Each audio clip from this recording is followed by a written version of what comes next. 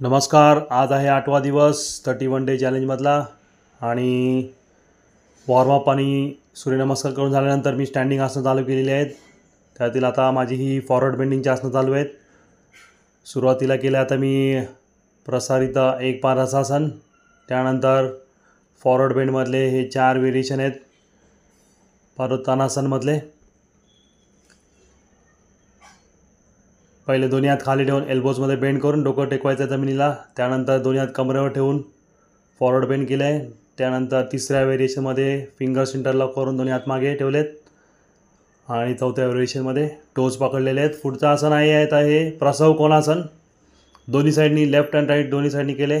त्यानंतर आता हे आहे triangle pose trikonasana, left and right दोन्ही साईडनी स्टँडिंग आसन.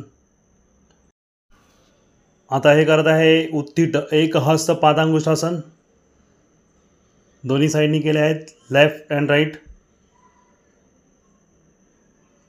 बॅलन्सिंग आसन आहे, तुमचा बॉडीचा बॅलन्स करून तुम्हाला हे करायचं आहे. हे फॉरवर्ड बेंडमधली पादहस्तासनचं व्हेरिएशन आहे. लेग क्रॉस करून फॉरवर्ड बेंड करायचं आहे. त्यामुळे तुमचे हॅमस्ट्रिंग चांगले स्ट्रेच होतात, पाठीचे मसल चांगले स्ट्रेच होतात. स्टँडिंग आसनं करून झाले. आता मी फिटनेसचे थोडे वर्कआउट करत आहे. Spot military jump 50 count.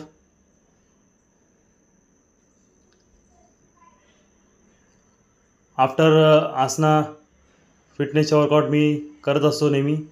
आता हे आहे सीझर जम्प 50 काउंट.